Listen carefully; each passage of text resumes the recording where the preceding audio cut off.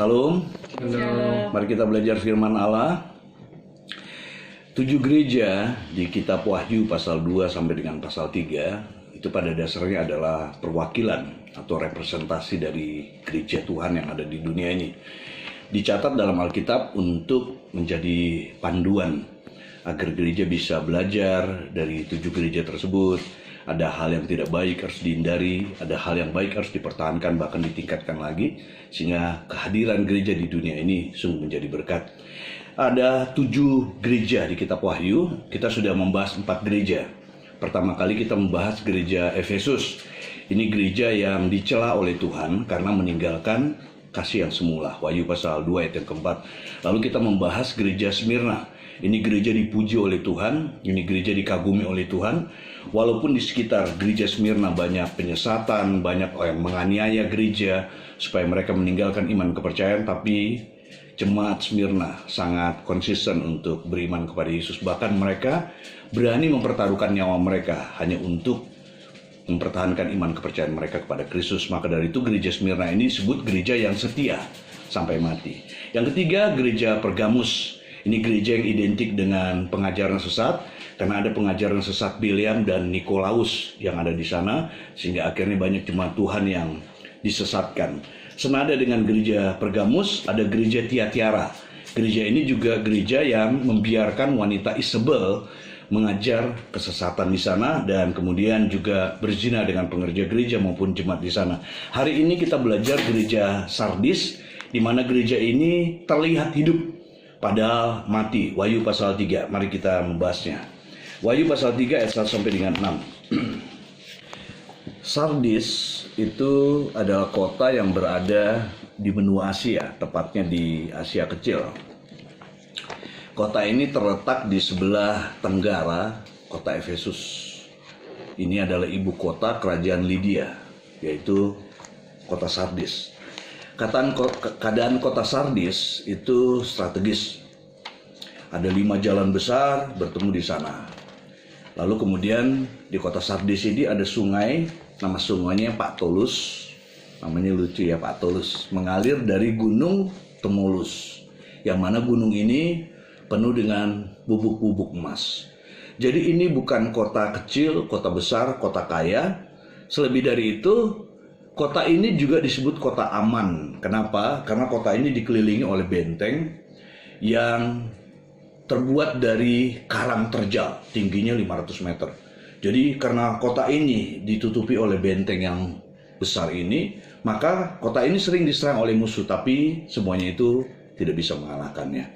Nah, dalam kondisi seperti ini, jemaat itu akhirnya jadi merasa aman dan nyaman. Sehingga akhirnya mereka sering melupakan hal-hal yang kerohanian. Mereka lebih cenderung untuk malas, mereka jarang berdoa, dan terlebih dari itu di mata Tuhan mereka sudah mati secara rohani.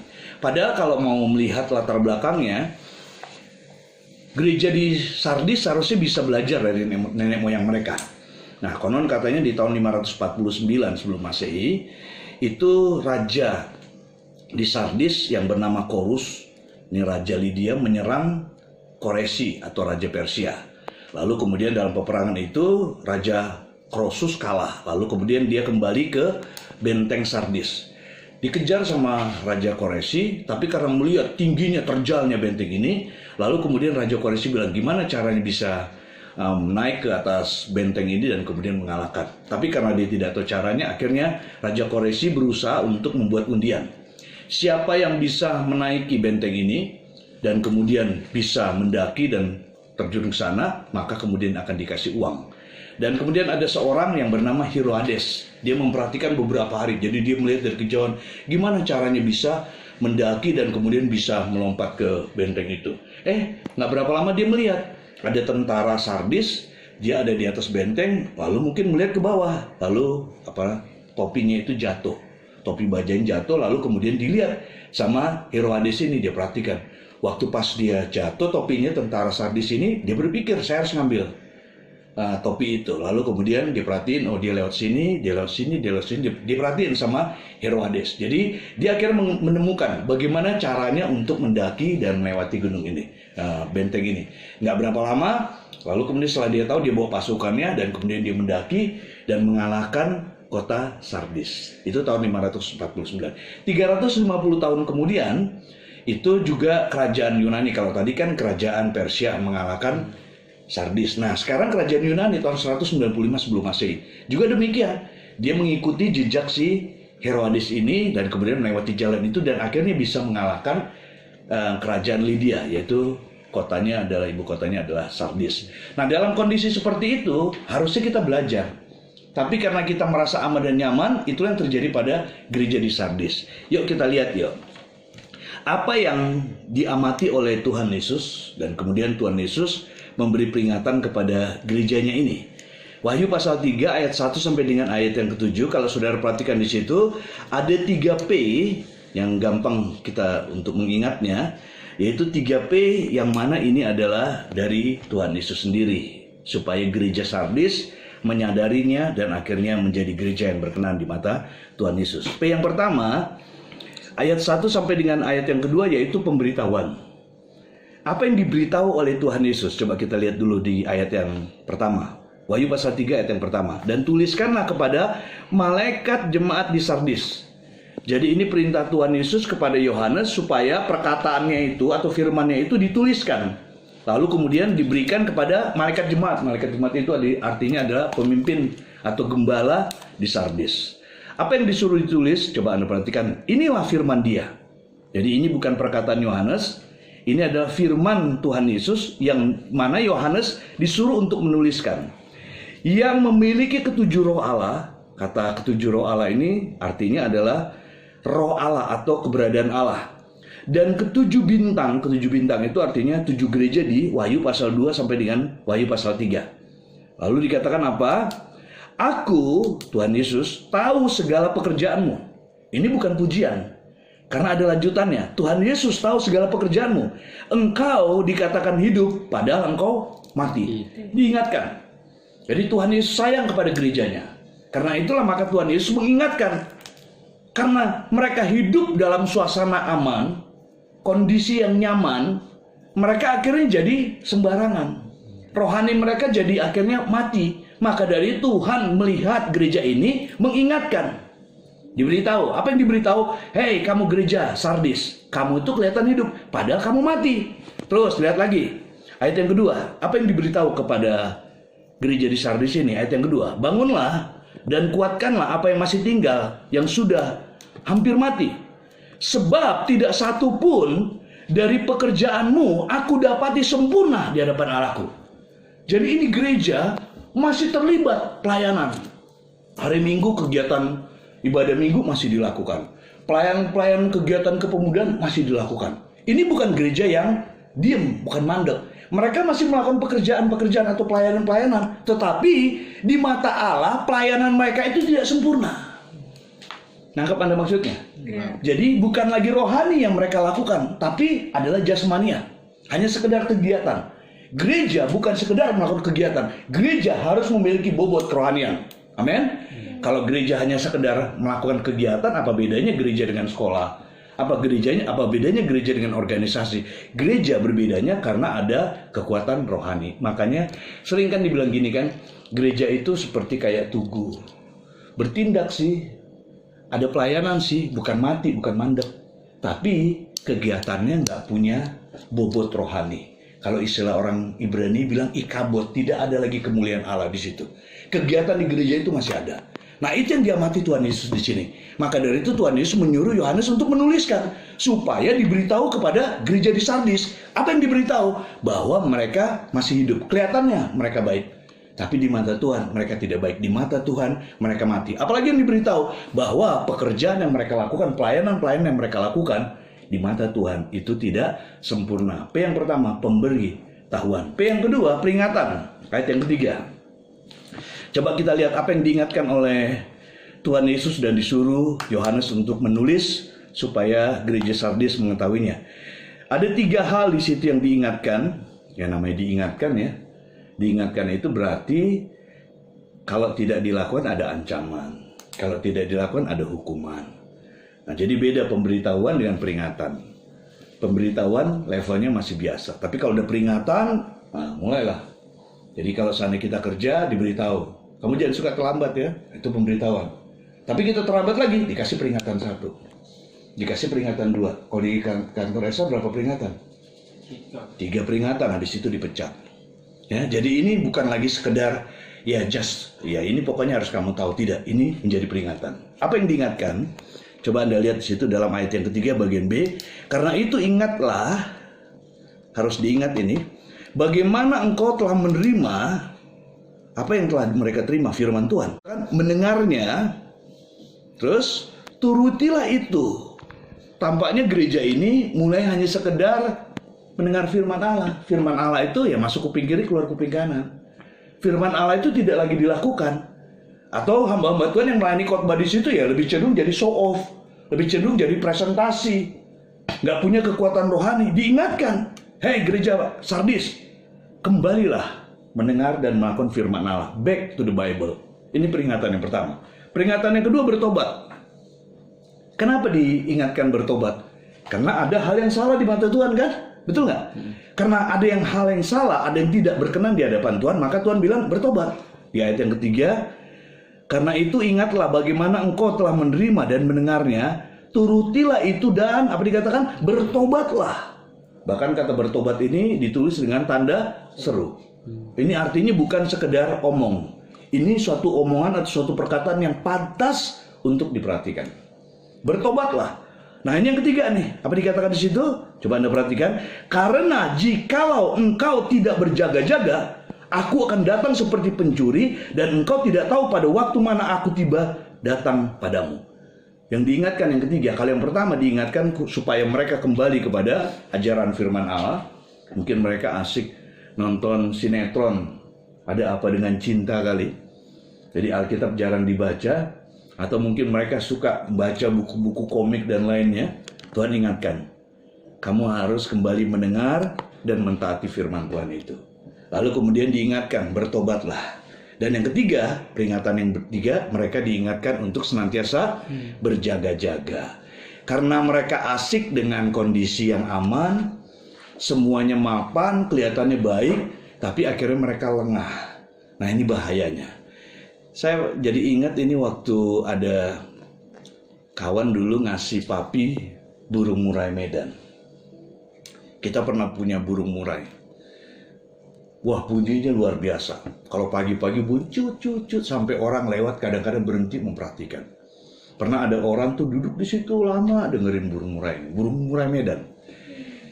Jadi waktu itu papi datang ke pabriknya dia, lalu kemudian dia rupanya orang Medan juga. Orang Medan. Dan akhirnya dikasihlah burung ini, papi bawa pulang. Tapi waktu dia kasih, dia cerita, Pak, ini katanya burung murai Medan itu ada cerita. Jadi waktu burung murai itu terbang, ketiup sama angin yang kencang, burung murai itu nggak mau terbang tinggi, dia terbangnya di bawah.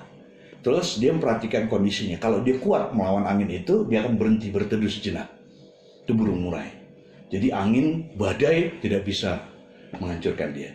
Tapi satu hari burung murai nemplok di atas dahan dan tidak kena angin yang besar, anginnya kecil, sepoi-sepoi. Karena anginnya sepoi-sepoi, burung murai ini ngantuk dan gak berapa lama jatuh. Dan kemudian akhirnya dia mati, dimakan sama binatang yang ada di bawahnya. Jadi kenapa bisa demikian? Karena bukan kalah oleh angin yang besar, tapi kalah karena angin yang sepoi-sepoi. Kenapa kalah dengan angin yang sepoi-sepoi? Karena itu tadi, enak gitu kan. Lalu kemudian tertidur dan akhirnya jatuh. Kan seperti itu yang diingatkan kepada gereja ini. Ini gereja tampaknya sudah tidur, ya kan? Sama seperti kayak waktu kasus Rasul Paulus mengingatkan gereja di Efesus. Bangunlah kau yang tidur. Efesus pasal 5 ayat ke-14. Nah, demikian juga di sini diingatkan. Jangan sampai kamu nggak berjaga-jaga. Coba amatin sekitarmu. Supaya kamu tidak terlelap dan akhirnya kamu tidak mati secara rohani. P yang kedua, peringatan. Nah, kita lihat sekarang P yang ketiga. 3P sudah kita bahas. P yang pertama tadi apa? Pemberitahuan, ayat 1 sampai dengan 2. Lalu P yang kedua, peringatan, ayat yang ketiga. Nah, P yang ketiga, pahala, ayat yang keempat sampai dengan ayat yang ke-6. Coba Anda perhatikan dalam ayat yang keempat. Tetapi di Sardis ada beberapa orang yang tidak mencemarkan pakaiannya. Jadi walaupun ini gereja di mata Tuhan sudah dianggap mati, tapi ada beberapa jemaat, tidak diketahui atau tidak disebutkan berapa orang, tapi hanya disebut beberapa orang yang masih menjaga kekudusan, tidak mencemarkan pakaiannya. Mereka akan berjalan dengan aku di sini menunjuk kepada Yesus. Jadi jemaat yang tidak mencemarkan pakaiannya itu, mereka akan berjalan dengan Yesus dalam pakaian putih karena mereka adalah layak untuk itu. Nanti akan kita cermati apa maksudnya pakaian putih di sini. Coba lihat pahala yang pertama, mereka karena mereka menang, maka mereka dikenakan pakaian putih di surga, ayat yang kelima. Barang siapa menang, kalau ada yang menang berarti ada yang kalah kan? Betul. Nah, diingatkan barang siapa menang, maka yang menang ini akan mendapatkan upah, akan mendapatkan pahala. Ia itu menunjuk kepada yang menang tadi, akan dikenakan pakaian putih yang demikian. Jadi pakaian putih ini artinya apa? Seringkali kita beranggapan nanti di surga pakaian kita pakaian putih. Wong kita nanti mati, bukan lagi tubuh kan? Betul nggak? Kan roh, iya. Betul kan? Jadi pakaian putih itu menunjuk kepada apa? Biasanya ada 3. Pertama, pakaian putih itu menunjukkan kesucian. Gitu. Terus pakaian putih menunjukkan kemenangan. Di Roma kalau ada tentara atau atlet yang menang, biasanya dia berpakaian putih berjalan bersama dengan kaisar mengelilingi stadion. Itu pakaian putih. Jadi pakaian putih yang pertama menunjuk kepada kesucian, yang kedua menunjuk kepada kemenangan orang yang menang, dan yang ketiga pakaian putih itu menunjukkan sukacita dalam pesta. Dahulu kala orang-orang di Yunani atau di Roma kalau mereka pesta mereka pakai baju putih. Jadi putih itu menunjukkan kesukacitaan dalam pesta. Jadi apa maksudnya di sini dikasih atau dikenakan pakaian putih? Itu artinya mereka akan berada di suatu tempat yang namanya surga, di mana surga ini adalah penuh dengan kesucian, tempat yang kudus. Di surga itu tidak ada ratap tangis, tidak ada kesusahan, tidak ada sakit penyakit. Di tempat itu penuh dengan sukacita. Di bagian lain dalam kitab digambarkan surga itu bayangkan seperti binatang buas, tapi anak kecil bisa bermain-main, tidak dimakan, tidak dicakar. Saking menunjukkan bahwa surga ini tempat yang aman, tempat yang damai. Kalau kita menang, maka Tuhan akan memberikan kepada kita apa, atau mengenakan kepada kita apa? Pakaian putih. Ini pahala yang diberikan Tuhan Yesus jika gerejanya menang. Terus apa lagi? Namanya tidak dihapus dari buku kehidupan. Coba Anda lihat dalam ayat yang kelima. Aku, siapa di sini? Aku ini Tuhan Yesus tidak akan menghapus namanya dari kitab kehidupan. Apa maksudnya kitab kehidupan? Kitab kehidupan dalam perjanjian lama itu menunjuk kepada orang-orang berdosa yang namanya dihapus. Nanti saudara lihat di dalam Keluaran 32 ayat 32 sampai dengan 33, di mana Tuhan menyuruh Musa untuk menghapus orang-orang Israel yang berdosa dari buku kehidupan. Lalu kemudian juga Daud dalam Mazmur 69 ayat 29 dia bilang, Tuhan, hapuskanlah musuhku itu namanya dari buku kehidupan. Hapus di situ artinya buat meninggal musuh-musuhku itu. Jadi kata buku kehidupan dalam perjanjian lama itu menunjuk kepada orang-orang Israel yang mati. Sementara dalam kitab perjanjian baru buku kehidupan menunjukkan kepada orang-orang percaya atau gereja, bukan hanya orang Israel yang beroleh hidup yang kekal. Sepakat katakan amin? Nah, namanya tidak dihapus dari buku kehidupan. Yang ketiga, apa pahala yang diberikan kepada gereja yang menang? Kalau yang pertama, dikenakan pakaian putih di surga. Yang kedua, namanya tidak dihapus dari buku kehidupan. Dan yang ketiga, dapat pengakuan langsung dari Kristus. Coba Anda perhatikan dalam ayat yang kelima, di bagian terakhir, melainkan aku akan mengaku namanya di hadapan Bapakku dan di hadapan para malaikat. Dia berdiri mendekati keluar dari tahtanya, Tuhan Yesus berdiri, lalu kemudian mendekati tahta Bapa, dan kemudian dia berkata, Bapa, inilah hambaku yang baik, yang setia, yang tekun, Namanya adalah Novanka Tasya Sirait. Wah, suara Tuhan Yesus terdengar sampai ke ujung surga. Bapak, inilah anakku yang tekun, setia, dan baik. Namanya Kantata Michael Sirait. Kok nggak bilang amin, Mike? Amin. Diakui langsung oleh Tuhan Yesus. Nah, kalau seandainya yang ngaku ini atau yang menyebut ini Tuhan Yesus, betapa senangnya hati kita. Hari ini paling tidak kita diingatkan. Kita berjaga-jaga supaya kita hidup lebih berkenan lagi. Karena pada dasarnya Tuhan menginginkan kita bukan untuk menjadi umat yang kalah, tapi menjadi umat yang menang. Demikianlah hari ini kita boleh belajar dari jemaat di Sardis. Selanjutnya nanti kita akan belajar kepada jemaat di Laodikia. Tuhan Yesus memberkati kita. Amin.